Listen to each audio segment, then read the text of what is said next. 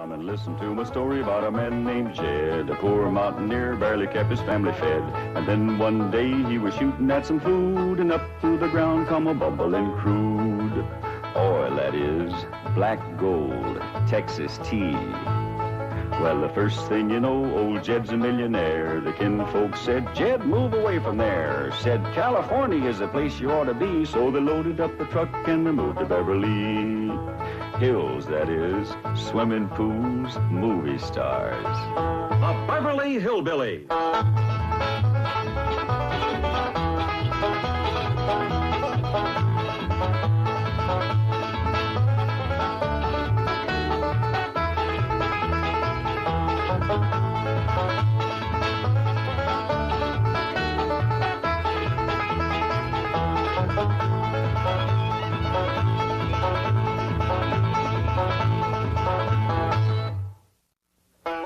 This is where the Clampetts live, but there ain't no one in, 'cause they went home for Christmas and a visit with their kin. And here they are arriving at the home they love the best, happy as a pack of squirrels returning to their nest.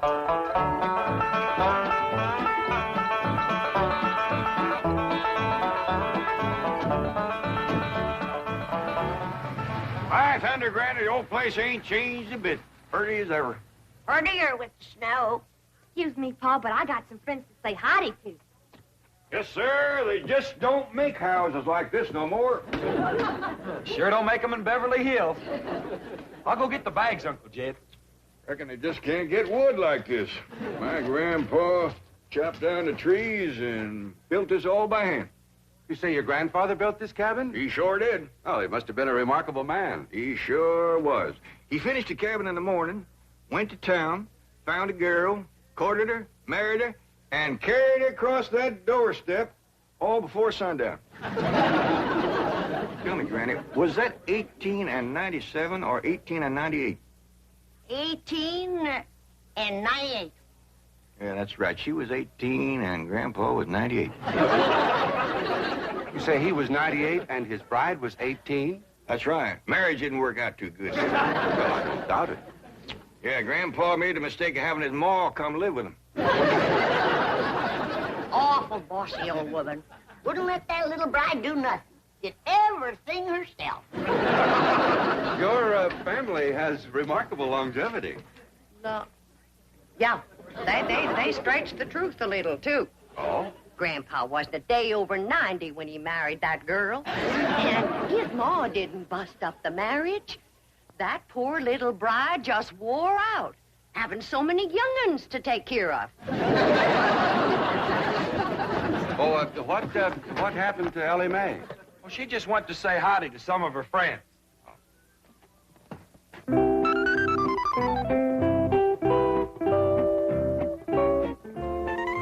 Maggie? Maggie, it's me, Ellie Mae. I come back to visit you. Ooh. Not you, Henry. Right now I'm looking for Maggie. You seen her? You're supposed to be so doggone wise. Where is she? Well, Davy Crockett. Say, you're looking bushy as ever. What's the matter? What you scared of? Don't you remember me? Please, Davy, don't run away. Oh, howdy, Mr. Beaver. It's me, Ellie. What you kicking snow at me for? Oh, please, Mr. Beaver, come back. Clampett, I certainly appreciate your letting me use your cabin as a field headquarters. I've got a few things in the bedroom. I'll get them out. No need for you to do that, Mr. Brewster. We're just going to be here a couple of days. Granny and Ellie can use the bedroom, and you and me can kind of curl up here in front of the fire. That's mighty kind of you, Mr. Clampett. But I'll find a place to stay in town.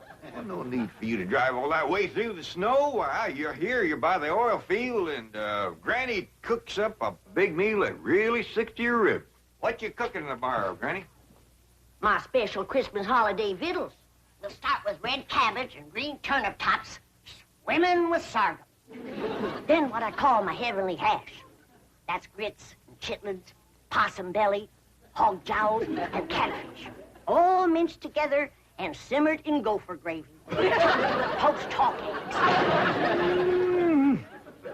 Now, there's victuals you won't forget in a hurry. I'll try. What do you say, Mr. Brewster? Roar's too hard, we'll get some pine boughs and ashes for you to sleep on. Well, I think I'll go into town. Thank you very much. Excuse me. What's the matter with you two asking him to stay here?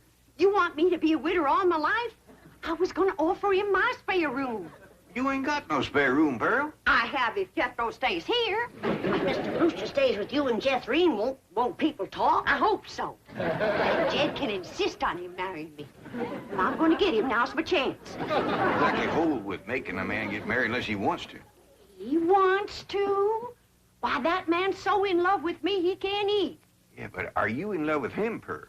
Oh, Jed, when I'm near him, I feel like my feet is dangling in a creek and the minnows is biting at my toes. That's what you call really being in love. Help her, Jed. Mrs. Bodine, if you'd like a ride into town, I can drop you off on my way to the hotel. Hotel? Why, you can't stay there. Oh, no, sirree. You sure can't. Why not? Why not, Jed? Why not, Pearl? Why not? There's a convention there. Yeah. Every room in that hotel is full up. You're packed in there like krauts in a jar. What kind of convention? Elks convention. That hotel is bulging with elks. Oh, well, perhaps I can find a room in a boarding house. You know anybody got a spare room, Granny? No, I don't. Do you, Jed? Well, I see now. Only spare room I know of around here is over to your house, Pearl. Why, land to mercy, I plumb forgot. Yes, my spare room. What spare room, Ma? We ain't got it. Ow! Why don't you run out and fetch some wood? I just brought some wood in. What spare room, Ma? We ain't got no spare. Ow! You just run along outside and get the kinks out of that leg. I ain't got no kinks in my leg. It's just that Ma just keeps... Ow! Son, if you're going to play hopscotch, you go outside. House ain't for playing games. But I ain't playing games. Then go chop me some wood. I just chopped some wood. Chop her some green wood. She wants to smoke a possum. Now get it. I just chopped some wood and I put it right there. I just put it right over there in the corner. Now, you come to my house, Mr. Brewster. The spare room is yours. Well, all right. If it's not... Why should I sleep here on the floor? I got a room. Ow! He's given to seizures in the leg, ain't he, Granny? I'll have him rub it with some hot possum grease tonight. Yeah, well, let's get going. Aunt Pearl, would you do me a big favor? Well, of course, Daddy May. What is it? Would you take this here fur coat? Your mink? For keeps? I sure would appreciate it. It makes my friends in the woods kind of skittish. They must reckon I'll be wearing them next. Well, I don't rightly know if I Go should... ahead and take it, Pearl. That is, if you don't mind, it's been the war once or twice before. Oh, not at all. I tell you what. I'll put it in one of my hope chests, and I'll wear it on my honeymoon. Say, Mr. Clampett, isn't that an awful big tree that Jethro's chopping down? Yeah, he's notching it on the wrong side, too. Hey, Jethro, quit notching that tree on this side. It's liable to fall right down on the girl. Look out!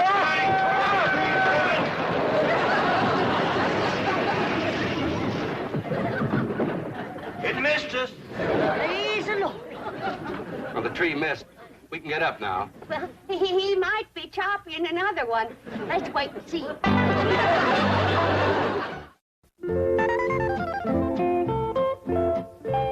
Maggie? Me, Ellie.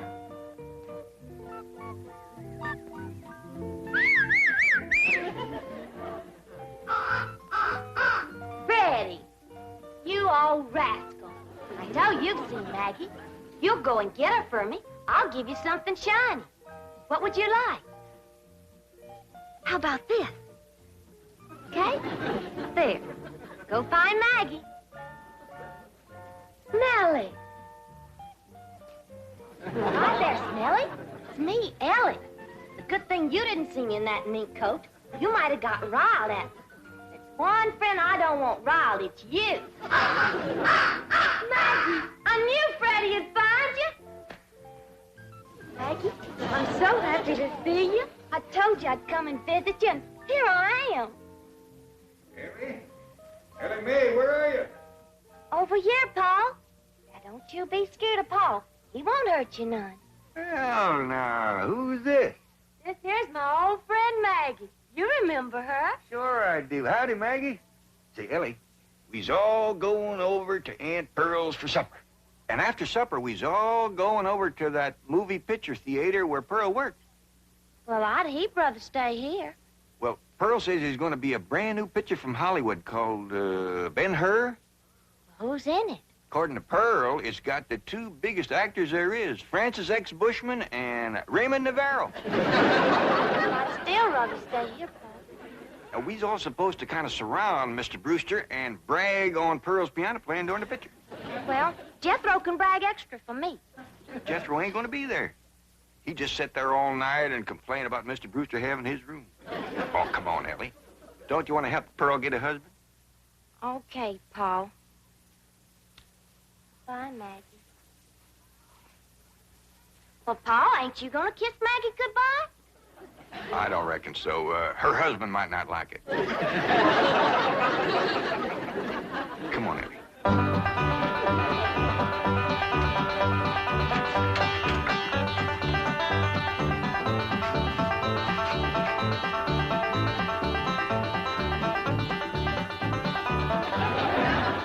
Come on, everybody. Well, doggy. Jethrine, here's a picture of your mom. Yeah, it says, in person, Pearl Bodine, Wizard of the Keyboard. That means Piany. Hey, your name is as big as Ben-Hur's. I begged the manager not to put that up, but he says it's a drawing card. My playing during the picture. During the picture, don't you have sound? Loads of it. Between the people crunching popcorn and crying and reading the titles out loud, you got plenty of sound. Now, everybody go on in and sit down. You're all on complimentary passes. Now, I gotta pop some corn and sell tickets before I come in and play the overture. Mr. Brewster, did you ever in all your born days see a woman who could do more things than my cousin Pearl? She can cook, sew, keep house, play piano, and no wonder the men around here are just beating her door down to propose. But Pearl's choicey. She's waiting for the right man.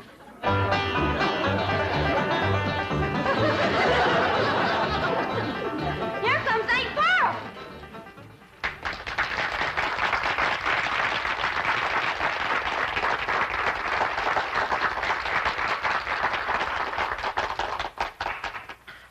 Ladies and gentlemen, before our big premiere gets underway, I know you'll want to meet the celebrities in our audience tonight. Now, sitting right here in the front row from Tulsa, Oklahoma, is the field manager of the OK Oil Company, bought my cousin Ted Swamp, Mr. John Brewster.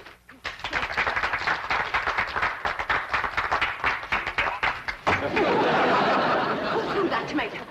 Tomato. Homer Winch, get up there and you clean off that screen right now. Ain't you ashamed? Yeah, Pearl, but I couldn't help myself. I'm just eat up with jealousy.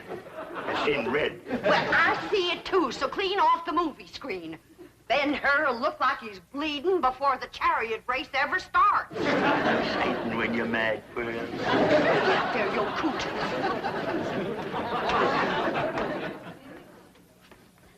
And now, during the playing of the overture, we invite your kind attention to the advertisements which will appear on the screen. I thank you. All right, Charlie!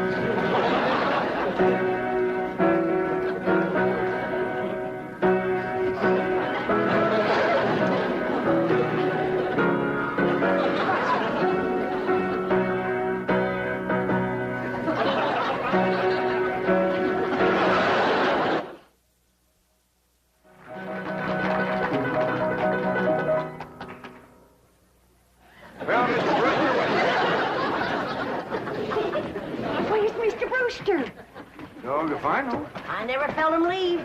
Hey, serves you right, Pearl. That's what you get for throwing yourself at a city dude. Hush up. Well, them fellas ain't nothing but a bunch of playboys. Just like bees flitting from flower to flower, grabbing up the honey. And then when your petals is drooping, they fly away. Everybody can hear you. I ain't ashamed of what I got to say. I love Pearl Bodine. Shut Homer. Now, quieten down, Homer. You're making Pearl blush. Be my blushing bride, Pearl. Right here before your kinfolk, your neighbors, and Ben Hur. I'm asking you to marry me. Get up off your knees. You're making a spectacle of yourself. I caught him, Ma. I was sneaking out the door, and I caught him. I was not sneaking. I simply went outside for a breath of fresh air. Put him down. You, wasn't running away, was you, Mr. Brewster? No, of course not. Everybody's invited over to my house for apple cider.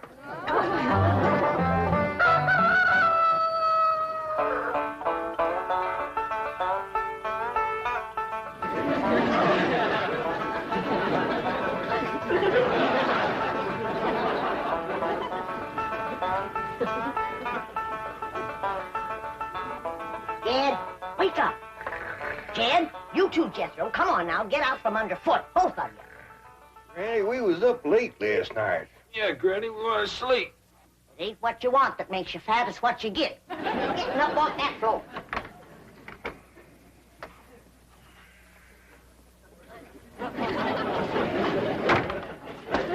Hey! What do you want to do that for? Yeah, that's cold. Now, when I say get, you get. Floor is cold and hard. You're getting soft from city life. Now get dressed, and get washed, and get packed. Packed! You heard what I said. I ain't gonna spend another night in this place. Not with that wild daughter of yourn. I didn't sleep a wink. Appears to me like you're getting a mite soft from city living, too. Time was when you never minded sharing a bed with Ellie Mae. I still don't mind sharing a bed with Ellie Mae. But I draw the line when it comes to sharing with them others. What others? Well, there was an owl, and a squirrel, a crow, and a fox, a possum, and a skunk, and a porcupine. Well, I'll go in and speak to Ellie Mae. I wouldn't go in there if I were you unless you want them flannels took right off you. What are you talking about? You know where my mink coat is right now? Where? In the top of a tree, full of baby eagles. Their mama and me fought for nigh on to 10 minutes for that coat. But with them claws on her, she could get a better purchase on it. Took it right out the window. You've been at your rheumatism medicine. I ain't about to swallow no story about Uncle an Jack, Granny, a great big old eagle just snatched the hat right off my head. See what I told you? When a mama eagle wants to keep her babies warm, she'll grab anything. Somebody better help Ellie Mae hang on to her blankets, because that rascal just flew in her window. Frida, you hadn't ought to took Jethro's hat.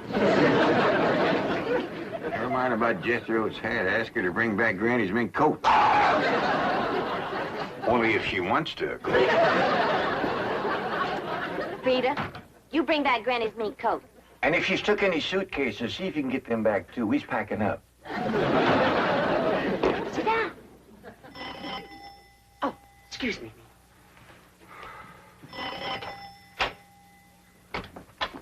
Good morning, Pearl.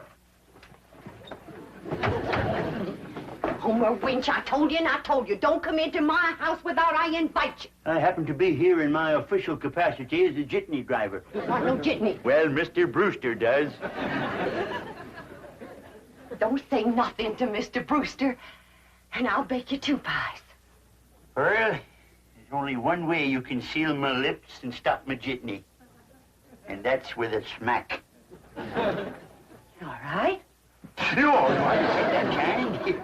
I mean, with a kiss. A kiss? That's my price. Take it or leave it. Homer, why, that's the most shocking, disgusting, insulting disgrace. Oh, Mr. Brute. Pearl? Where'd you go, Pearl?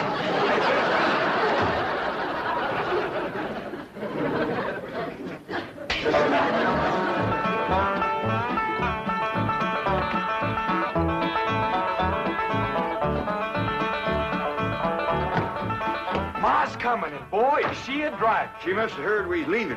Without getting her married to Mr. Brewster. I reckon we's in for considerable bawling. Ain't nobody can outcry Ma when she commences to gushing.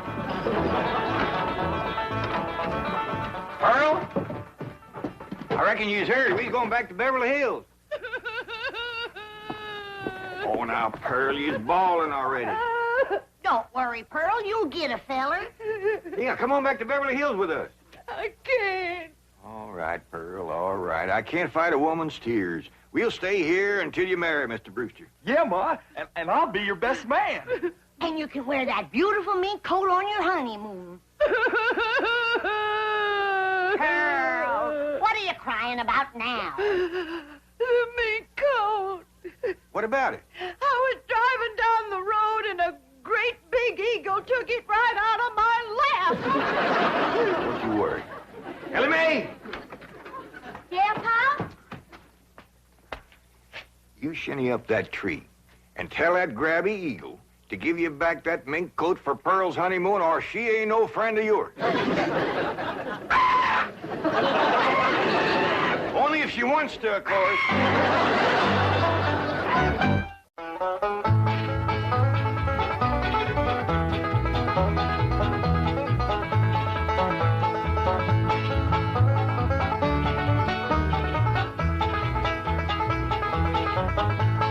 Now it's time to say goodbye to Jed and all his kin. They would like to thank you folks for kindly dropping in. You're all invited back next week to this locality to have a heaping helping of their hospitality. Hillbilly, that is. Set a spell. Take your shoes off. Y'all come back now, dear.